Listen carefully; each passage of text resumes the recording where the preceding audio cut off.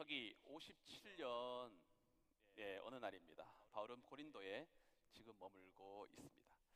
이번 여행이 바울의 세 번째 전도 여행일 것입니다. 고린도에 머물면서 바울은 로마의 소식을 듣게 되었습니다. 수많은 사람들이 고린도 항구를 통해서 사람들이 왔다 갔다 하면서 그곳에서 전해 들은 소식 중에서 로마 교회라는 소식을 듣게 됩니다. 참 이 교회가 신비하게도 자생적으로 타여났던 교회이기도 합니다. 바울이 가서 복음을 전해서 혹은 누가 사도가 가서 복음을 전했던 곳이 아니라 그곳에서는 오순절 다락방, 마가의 다락방에서 성령 강림 사건 이후에 예루살렘에서 일어났던 그 성령 사건을 목도하게 되고 그곳에서 은혜 받았던 믿음의 사람들이 가서 세운 공동체가 바로 로마 교회이기도 합니다. 그 로마 교회의 소식을 듣고 바울은 로마로 가고 싶은 마음이 너무너무 컸습니다. 그런데 그렇게 가고자 하는 마음이 있었지만은 가는 길이 점점 막히게 되었습니다. 그래서 그 가고자 하는 마음을 담아서 바울은 어느 날 밤에 57년 이 고린도에 있는 어느 날 밤에 편지를 쓰기 시작합니다. 본인이 쓰는 것이 아니라 그 옆에는 더디오라고 하는 바울을 돕는 사람이 있습니다. 바울이 부르고 더디오가 받아서 적습니다. 아마 수십 번을 썼다 지웠다 했었을 겁니다. 왜냐하면은 이 로마의 사람들이 보통 똑똑한 사람이 아니기 때문에 그럽니다. 당시로는 최고의 이 세계의 중심인 이 로마, 그 로마에 살고 있던 모든 문화와 경제와 그리고 철학의 중심지였던 이 로마의 사람들에게 편지 쓴다는 것 자체는 바울에게도 또 다른 하나의 챌린지가 될 겁니다. 그리고 그 편지를 써서 보내게 되었습니다. 그 편지가 바로 이 로마서이기도 합니다. 저와 여러분은 이제 올 한 해 동안 계속해서 로마서를 함께 공부하려고 합니다. 이 로마서를 통해서 수많은 사람들이 하나님의 은혜를 경험하게 되었습니다. 특별히 유명한 사람들 중에서는 성 어거스틴 같은 분은 이 로마서의 13장 11절에서 13절까지의 말씀을 읽고 그의 인생의 전환점을 맞이하게 됩니다. 방탕한 생활을 접게 되고 고향으로 돌아와서 하나님의 말씀을 연구하고 순종하면서 대신학자가 되기도 하고 성 어거스틴이라는 이름까지 갖게 되었습니다. 그만큼 하나님께 기이하였던 사람이기도 합니다. 종교개혁자 마틴 루터는 그가 무엇인가 마음속에 꿈틀거리는 것이 있었는데 용기가 있지 않았을 때 이 로마서 말씀을 읽고 난 다음에 종교개혁에 박차를 가하게 됩니다. 그래서 비텐베르크에서 95개조의 반박문을 써내면서 종교개혁의 시작이 되는 것이 이 로마서의 말씀을 통해서 그는 세임을 얻게 되었습니다. 감리교를 창시한 요한 웨슬레는 옥스퍼드에서 공부하는 어느 시절에 칼빈이 쓴 로마서 강해를 읽고 그곳에서 감동을 받게 됩니다. 그리고 그곳에서 기도 모임을 시작함과 동시에 감리교의 시작이 그곳에서 시작되게 되었습니다. 수많은 사람들이 로마서의 말씀을 읽고 변화되고 있습니다. 제가 아는 어느 분은 사업을 너무너무 성공을 해서 승승장구하다가 어느 순간인가 절망의 단계에 부딪히게 되었습니다. 그런데 그때에 그가 발견했던 것은 바로 로마서의 말씀이었습니다. 그리고 자신이 얼마만큼 잘못 살고 있느냐, 신앙인으로서의 잘못된 모습이 얼마만큼 잘못 살고 있느냐를 깨닫게 되고 그 자리에서 회개하며 다시 주님께 돌아오게 되었습니다. 그리고 지금까지 사업도 잘하고 좋은 장로님의 모습으로 살아가는 분들도 있습니다. 수많은 믿음의 사람들이 이 로마서의 말씀을 통해서 은혜를 받고 나아가는 사람들이 참 많이 있습니다. 그런데 로마서는 참 어렵다라고 그렇게 이야기합니다. 아마 여러분들 중에서도 이 말씀을 읽어보다 보면은 다른 바울의 서신과는 다르게 로마서가 조금 어렵다라고 그렇게 생각하는 경우들도 있을 것입니다. 어려운 만큼 그 깊이 또한 더합니다. 그렇기 때문에 수많은 사람들이 믿음의 사람들이 이 로마서의 말씀을 통해서 그 깊이를 경험하게 되고 그 깊은 곳에서 우러나오는 그 진수를 경험하면서 다시 주님께 돌아오고 또 하나 말씀 앞에 무릎 꿇는 사람들이 수많은 사람들이 있게 되었습니다. 이제 그 로마서에 여러분과 함께 이제 계속해서 말씀을 나눠보려고 합니다. 가끔 저는 방송을 보다가 TV 방송도 한국 방송들 종종 보게 됩니다. 제가 미국에 있지만은 그 감각을 유지하기 위해서 잃어버리지 않기 위해서 특별히 한국에 있는 뉴스들과 예능 방송들 이런 것들 좀 보게 되는데 제가 가끔 요즘 즐겨보는 프로그램이 하나가 있습니다. 그 3대 천왕이라고 하는 음식을 만드는 이 요리인데 제가 어제 그것을 보고 은혜 받은 장면이 있습니다. 잠깐 한번 보시죠. 별건 아니거든요. 이 강릉에 있는 도나스 그렇게 있는데 여러분 요즘 이 간판을 보셨습니까? 1980년대에 만든 간판이라고 합니다. 그런데 이 음식점이 굉장히 빵집이 엄청나게 지금 유명한 빵집이기도 합니다. 근데 이 빵을 만드는 이 정윤면 씨는 이 빵에 왜 이런 것들을 외형을 좀 바꾸지 않느냐, 이 강릉의 가장 번화가 쪽에 있는 좋은 빌딩들이 있는 곳에서 이 집만 유일하게 너무너무 허름하다라고 하는 것이죠. 거기에 대해서 대답을 하는 것이 참 인상 깊었습니다. 한번 보시죠.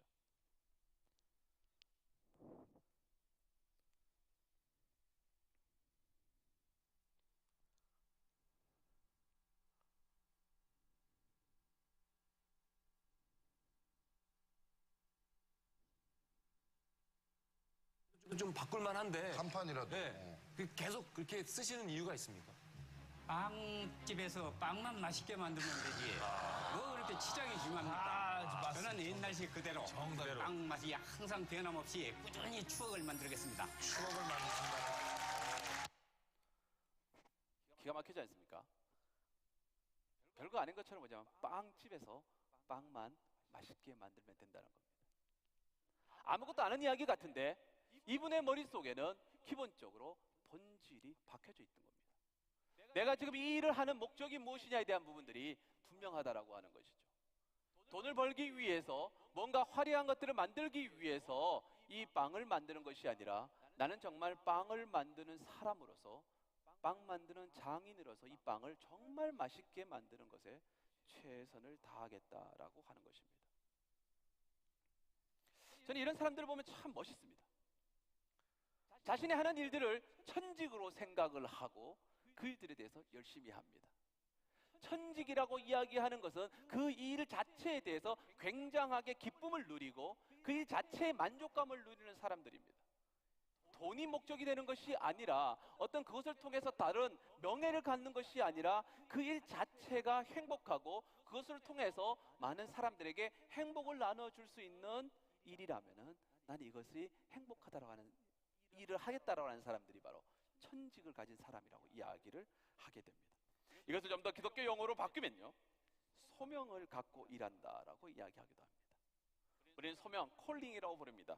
이것은 하나님의 부르심을 말합니다. 하나님께서 나를 부르셔서 이 일을 하게 하신다는 것을 의미하는 단어가 바로 소명입니다.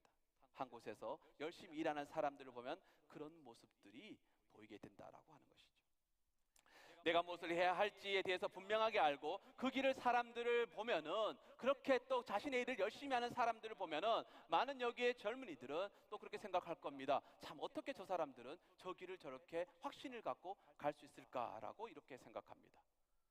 내가 가야 될 길이 무엇인지 몰라서 방황하고 있었을 때 그들을 보면 참 멋있다. 나도 저런 길을 가면 좋겠다. 어떻게 하면 저렇게 갈 수 있을까라고 그렇게 생각하기도 합니다.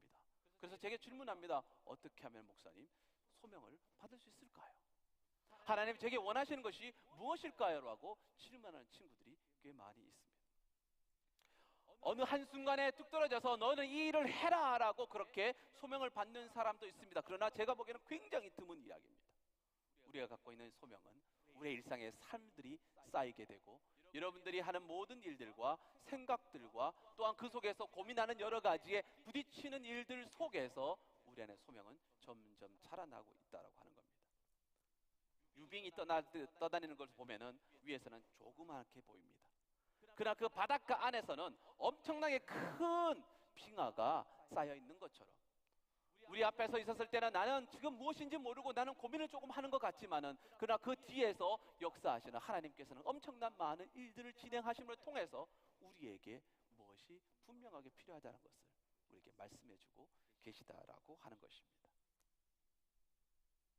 내가 알지 못하지만은 나의 일상의 모습 그리고 고민들이 모여서 이런 소명들이 자리 잡게 된다는 것입니다. 그 소명은 다시 말해서 내가 누구인가를 아는 것입니다. 자기에 대한 개념 정리, 즉 나의 존재의 목적이 무엇인지를 아는 사람들은 그들의 삶은 굉장히 심플하게 된다는 것입니다. 오늘 본문 말씀 1절 말씀을 보면은 바울의 존재의 목적이 나타나고 있습니다. 바울은 스스로를 이렇게 말합니다. 예수 그리스도의 종 바울은 사도로 부르심을 받아 하나님의 복음을 위하여 택정함을 입었으니라고 그렇게 말씀하고 있습니다. 바울은 스스로에 대해서 규정하는 단어로 종, 사도, 그리고 택정함을 이야기합니다.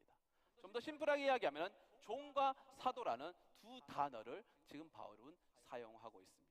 바울이 쓰는 모든 서신서를 보게 되면 바울 스스로를 표현할 때에 예수 그리스도의 종 혹은 그리스도의 사도 혹은 택정함을 받은 사람이라고 계속해서 스스로를 드러내고 나타내는 모습들을 보게 됩니다. 이 단어를 보게 되면은 그래서 우리는 스스로 많은 사람들이 하나님의 일을 하는 사람들을 가리켜서 하나님의 종, 주의 종이라고 그렇게 많이 부르기도 합니다. 저처럼 이렇게 설교하고 목회자들에게 그냥 주님의 종이라고 그렇게 부르기도 합니다. 또한 우리는 하나님의 종입니다라고 그렇게 이야기합니다. 그래서 이 종이라는 단어가 굉장하게 우리에게는 친숙한 단어이기도 합니다. 또 하나는 목회자들을 나타내는 하나의 대명사가처럼 쓰여지기도 합니다. 그런데 이 단어의 의미를 보게 되면 이것은 바울의 엄청난 신앙 고백을 볼 수가 있습니다. 여기서 쓰여져 있는 종이라는 단어는 헬라어로는 둘로스라고 이야기합니다. 둘루스가 아니라 둘로스라고 말합니다. 이 둘로스라는 헬라어의 단어는 영어 성경에서는 servant로 번역한 곳들이 종종 나타납니다. 그러나 많은 신학자들은 이 단어가 servant라기보다는 오히려 slave에 더 가까운 의미를 갖고 있다라고 말합니다. servant는 자기의 의지가 있습니다. 거기에 자유의지가 포함되어 있습니다. 내가 떠나고 싶으면 떠날 수 있는 것이 바로 servant의 의미를 갖고 있습니다. 그런데 slave는 전혀 다른 이야기입니다. 노예입니다. 오직하면은 띵으로 표현하고 있습니다. 그래서 사고 파는 것이 주인의 마음대로 나타나는 것이 바로 이 slave라는 단어입니다. 바울은 스스로를 어떻게 얘기하냐? 나는 예수 그리스도의 종, 예수 그리스도의 노예라고 그렇게 지금 스스로를 규정하고 있습니다. 그럼 바울이 왜 스스로를 그렇게 나는 예수의 노예다라고 이야기를 했을까요?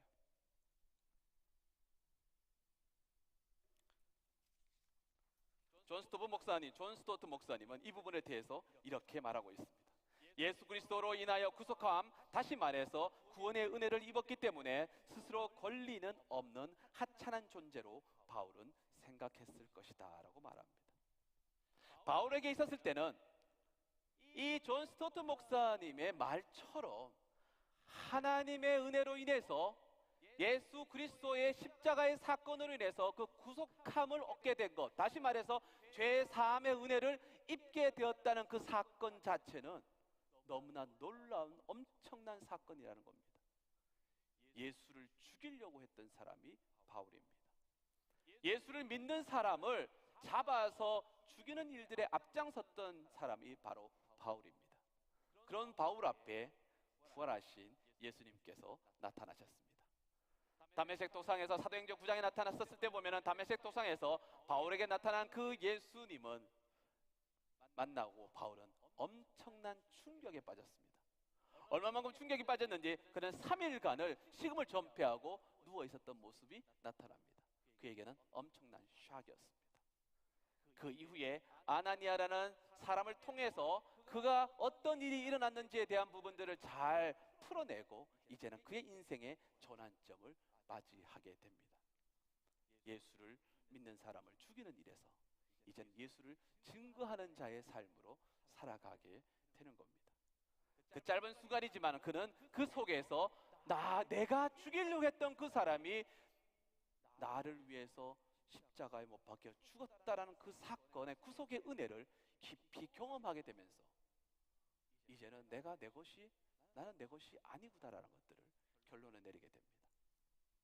다시 이야기하면은 너무나 예수 그리스도의 은혜가 너무너무 크기 때문에 내게 준 그 하나님의 놀라운 은혜가 너무너무 커서 내게 뭐 드릴 것이 없느냐 생각하고 또 생각하고 또 생각하며 나가는데, 내게 드리는 물질과 내가 갖고 모든 것들을 드려움에도 불구하고 그조차도 그 하나님의 은혜에 감당할 수 없는 은혜가 있기 때문에 이제는 나를 드리겠습니다라는 표현이 바로 바울이 둘로스라는 단어를 쓰고 있는 겁니다. 나는 종이라는 겁니다. 주님이 가라고 하시면은 저는 갑니다. 주님이 서라고 하시면은 저는 섭니다. 슬레이브에게 생각해 볼게 혹은 no라는 단어는 없습니다. 주인이 명령하면 그냥 이동해야 되는 것이, 가야 되는 것이 바로 노예의 사명인 겁니다. 그런데 바울은 이제 주님과 그 관계를 형성하게 되었습니다. 또 바울을 표현하는 단어는 바로 사도라고 하는 단어입니다. 사실 이 사도라는 단어는 초대 교회에 있었을 때는 엄청나게 이 교회 안에서 사용하는 단어 중에서는 가장 높은 어떤 직위의 단어이기도 합니다. 사도의 직함을 아무나 받을 수는 없습니다. 예수님의 12 제자들과 야고보 정도만이 이 사도의 직함을 가질 수 있었습니다. 거기에 자격 요건이 예수님의 제자이며 예수님께서 파송한 사람이고 예수님의 부활을 목격한 사람이 사도가 된다라고 하는 이야기들이 있습니다. 그 이야기에 규정되면은 바울은 여기에 포함되지 않습니다. 그런데 바울은 스스로를 나는 그리스도의 사도라라고 그렇게 이야기를 하고 있습니다. 그가 그렇게 이야기하는 근거는 사도행전 9장의 다메섹에서 만났던 그 예수님을 통해서, 그때 만났던 예수님이 부활하신 예수님이고 그곳에서 예수님이 자신에게 사명을 부여하였으며 이방인의 사도가 되라고 하셨던 그 말씀을 가졌기 때문에 바울은 스스로를 사도라라고 그렇게 표현하고 있습니다. 종과 사도, 이 두 가지의 단어는 바울의 존재 목적이 되었습니다. 다시 말해서 개념 정리가 되어버렸다라고 하는 겁니다. 한국 사람들이 모였을 때 모르는 사람들이 있지만 가장 먼저 하는 게 뭡니까? 나이 몇 살이냐고 묻지 않습니까? 또 몇 살이냐고. 그 왜 그렇게 이야기합니까? 빨리 개념 정리한다는 것이죠. 언니, 오빠, 서열 정리하고 이름을 부르는 것이 아니라 호칭을 부르는 것이 우리 문화권에 맞기 때문에 빨리 그렇게 정리해 나가는 것이죠. 바울은 지금 주님과 이 로마서의 말씀을 통해서 다시 로마의 사람들에게 어쩌면 그게 이제 편지를 다시 쓰면서 자기가 받았던 그 구속의 은혜와 아직 그들이 알지 못하는 그 구원의 신비함에 대한 것들을 기록해 나가면서 어쩌면 다시 한번 그의 구속함의 은혜를 경험하고 있는 줄도 모릅니다. 그래서 다시 나의 존재 목적이 무엇인지를 확인하는 그 상황이 될 수도 있을 것입니다. 그렇다면 바울만 이렇게 부름받았냐라고 하는 겁니다. 오늘 6절 말씀을 통해서 보면은 이렇게 말씀하고 있습니다. 너희도 그들 중에서 예수 그리스도의 것으로 부르심을 받은 자니라라고 말씀합니다. 우리는 그리스도의 것으로 부름받았다라고 말씀을 합니다. 거룩한 사명을 갖고 거창하게 순교하라는 말씀이 아니라 우리가 그리스도의 것이기 때문에 그리스도의 향기가 나타나야 된다라고 하는 겁니다. 어제 우리 축구 대회를 이렇게 하면서 좁은 공간에 한 30명 가까이가 되는 많은 우리 형제분들이 있었습니다. 그곳에 몇 자매가 있었는데 모든 것을 다 끝나고 난 다음에 우리 선교 팀들이 있는 그 이 대화 창에 이런 멘트가 올라왔습니다. 이렇게 이야기를 합니다. 이곳에 피자, 치킨, 그리고 남자 냄새 언제 빠질까요? 좁은 공간 속에 30명 가까이 되는 남자애들이 모여서 우글우글 모여서 열심으로 뭔가 열중하고 있으니까 땀도 나겠죠. 그곳에 치킨 맛도 나올 것이고, 야, 좀 멈췄다 가자. 치킨 맛도 있고 피자 맛도 나오고 여러 가지의 복합적인 냄새들이 막 이렇게 엉켜 있는데, 그러니까 사실은 남자들은요 그 냄새를 잘 몰라요. 그런데 우리 언니들은 민감하게 냄새를 맡습니다. 다른 냄새거든요. 그 이야기 하는 순간 벌써 인상을 쓰는 몇 친구들이 지금 보이거든요. 그 냄새를 안다는 거예요. 저는 그 이야기를 듣는 순간요, 아, 그렇군요, 주님. 맞습니다. 얘들이 살아있기 때문에 지금 이런 냄새가 나는 겁니다. 죽어있다라고 하면 썩은 냄새가 날 건데, 남자 냄새가 난다는 것은 이 친구들이 살아있군요. 그럼 주님, 우리는 그리스도인이라고 이야기하고 그리스도의 것이라고 이야기하는데, 주님, 우리가 이 땅에 살아가려고 하면 어떻게 살아가야 되겠습니까? 예수의 것이기 때문에 예수의 냄새가 나야 되지 않겠습니까? 우리의 입에서 나와 예수의 냄새가 나와야 될 것이며, 우리의 손과 발에 예수의 냄새가 나야 되는데, 예수의 냄새가 나는 것이 아니라 오히려 다른 냄새가 난다면은 주님, 그게 문제가 되지 않겠습니까? 이 말씀을 준비하면서 저 스스로에 대해서도 깊이 통찰하고 회개하면서, 주님, 제 입에서, 제 손과 발에서 예수 냄새가 나야 되는데 예수 냄새 나기보다는 오히려 다른 냄새가 나는 것 같으니 어찌하면 좋겠습니까? 주여, 어찌하면 좋겠습니까? 그래도 감사한 것은 이 말씀을 통해서, 이 순간을 통해서 다시 깨닫게 하신 그 하나님의 놀라운 은혜가 있기 때문에 그 자리에 다시 무릎 꿇고 기도하는 겁니다. 주님, 이 말씀을 깨달았으니 이제 나의 존재 목적이 무엇인지를 깨닫게 되었으니 주여, 그 삶 살기를 소망합니다. 7절 말씀에서 우리를 성도라고 부르고 있습니다. 그 성도가 어떻게 살아가야 되는지에 대해서 이야기를 합니다. 로마에서 하나님의 사랑하심을 받고 성도로 부름을 받은 모든 자에게 하나님 우리 아버지와 주 예수 그리스도로부터 은혜와 평강이 있기를 원하노라. 바울은 로마 교회를 축복합니다. 성도들에게 이야기합니다. 내가 너희를 축복하느냐, 너희 또한 그렇게 서로 축복하며 나아가는 것이 어떻겠느냐. 분쟁과 다툼이 아니라 평화를 선포하며 서로 화목하게 지내는 것이 어쩌면 더 좋지 않겠느냐. 조금 부족하지만 서로에 대해서 블레싱 해주는 것이 더 좋지 않겠느냐. 세상은 이야기합니다. 야, 하나 때리면은 맞서 싸워야 된다라고. 때리고 맞으면은 또 때리고 지나가는 데를 다 때린다고. 그렇게 해서는 살 수 없다고. 오히려 맞서 싸우고 이겨내라고 이야기합니다. 만약에 우리가 똑같이 그렇게 산다라고 하면은 우리에게 예수 냄새가 날까요? 무엇인가는 달라야 되지 않겠습니까? 그것이 바로 우리의 존재 목적이 되어야 하는 겁니다.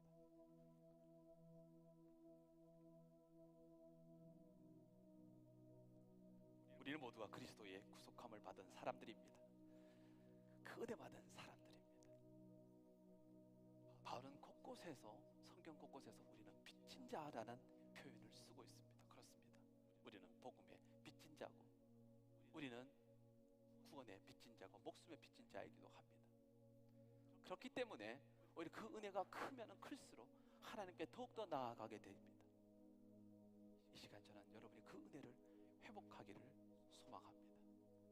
우리를 위해서 십자가에 못 박혀 돌아가신 그 예수 그리스도의 은혜, 그 구속함의 은혜, 그 은혜가 회복되어, 우리의 존재 목적이 더욱더 분명하게 살아가는 저와 여러분